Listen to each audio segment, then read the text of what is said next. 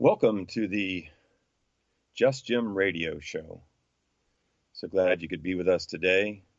We are here. I'm here, Jim. Wouldn't be Just Jim if Jim wasn't here, would it?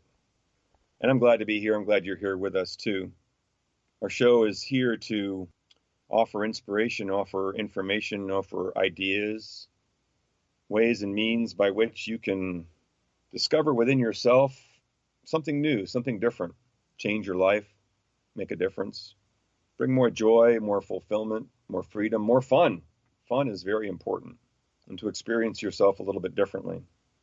I've spent most of my life, over 40 years, focusing on making a difference in whatever way I can, being of service in so many different ways, teaching classes, writing, doing radio show like this to have an opportunity to share a little bit more that can make a difference.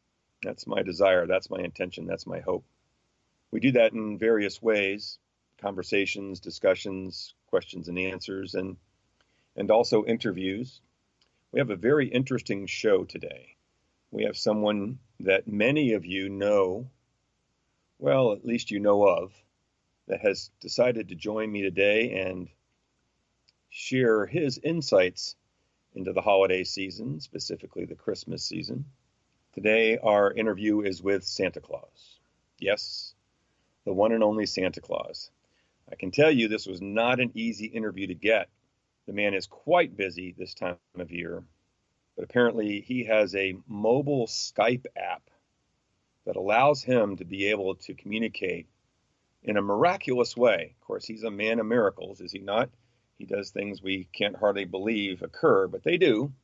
Santa is described as a portly, jolly, white-bearded man, sometimes with spectacles, wearing a red coat with white fur collar and cuffs, a white fur cuffed red trousers, and a red hat with a white fur and black leather belt and boots, who carries a big bag full of gifts for children. Getting a picture in your mind? He makes those lists, you know the lists I'm talking about, for children all over the world, determining whether they're, what, naughty or nice, and delivers presents, including toys and candy, to all the well-behaved children in the world, and apparently, and we're going to ask him about this, coal to all the misbehaving children on the night of Christmas Eve. All the children, all over the world, on Christmas Eve, a question I've always wanted to ask. He apparently accomplishes this feat with his elves, the aid of his elves, who make these toys or order them from Amazon. I'm not sure. I'm going to have to ask him about that. In and at his workshop at the North Pole. And don't forget, he has flying reindeer who pull his sleigh. Lives at the North Pole, which I don't understand. It's really cold there. And it's always seemingly saying ho, ho, ho. Happy, happy gentleman. Very glad to have him here. Welcome, Santa. Thank you for joining us. Well, thank you, Jim. I'm very glad to be here. Well, it's a long way for you to come to be able to be near enough for us to make that connection. No, Jim. I'm everywhere. You're everywhere, Santa? How do you think I do what I do? Very carefully, I think. These are some of the questions I wanted to ask. So, Santa, I understand you go under several aliases. Father Christmas, St. Nicholas, Kris Kringle, and there are some names that various countries call you. How come so many names? Well, Jim, I've got to be everywhere doing everything when it comes to this time of year. These are just reflections of who I am, doing what I'm doing. For all the children, yes, but for everyone, really. For everyone, Santa? I thought Christmas and Santa was really about the children, making sure they're all experiencing the Christmas that they deserve and the way they're supposed to be able to enjoy that. Well, Jim, there's a child within each, the innocence, the freedom, the fun, and playfulness. Each can choose to express or experience. Is up to them. That's interesting, Santa. It sounds almost philosophical. You have a history in various cultures going back to giving gifts in different ways, being a saint, a part of different countries and the way that they express the giving of gifts and so on. Are you all those same Santas and saints? Yes, Jim. As I said before, I'm everywhere.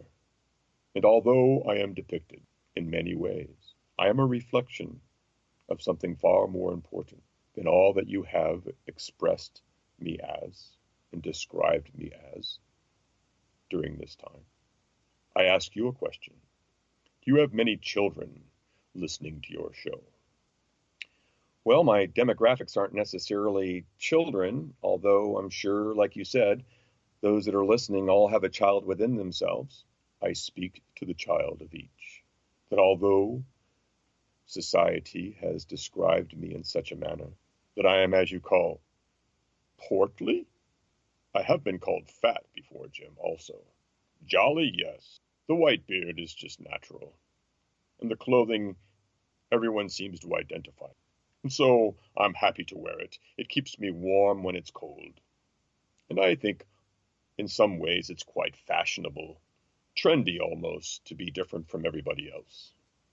Have you seen very many people wearing the red coats with the fur collars and cuffs, white fur cuff, red trousers, and a red hat, big leather belt and boot? Oh, I see those who are ringing their bells and sitting in the stores to fulfill the dreams of children. And yet, each is a representation of something far more important, as I have said before. Far more important, Santa? Well, what do you mean by that? Well, that means that the gifts that I give, this spreading of the good cheer of this season, is really the purpose behind all that I do, all that I'm able to achieve, all that with the help of, yes, my elves, creating, bringing forth the toys and presents that are necessary to fulfill the lists as you have spoken, and my flying reindeer. I must get from one way to another, and I need something magical to do that, do I not? Yes, I understand, Santa, that this is the image that we all have in our minds and our hearts, and so no one wants to change that. But tell me, why the North Pole? Well, you know, Jim, if I was someplace where people could easily access, I would get a great deal of visitors, interrupting all my preparations that I must make in order to fulfill the inspiration that Spirit represents. In Christmas and during this time, where I have the opportunity to express my purpose. Purpose, Santa? Again, that sounds rather philosophical. I didn't realize that you had such a deep way of thinking and being. It felt as if you spent your time getting ready for the night of the year and doing what was necessary to make sure that gets done. I am quite busy, Jim, yes, preparing for people to be able to experience the beauty that Christmas means to them. For I, like I have mentioned, am a reflection of the spirit of the season, of the essence and energy of the holidays, of this Christmas time we all experience together. Speaking of this experience we all experience together, I'm curious about the list of naughty and nice. How do you determine the naughty and the nice? Are you looking in on all the children? Are you marking them with a naughty or nice sticker and then separating them? And what's this idea of toys to some and coal to others? That doesn't seem very fair. Oh, oh, oh. It is very funny to me, for it is something that each has to believe in order to experience what they do. Understand the way that I see the children, whether they are adults or still young in their lives. Each are making their way through life, discovering lessons they must learn, obstacles they must overcome, things they must experience in order to understand themselves differently.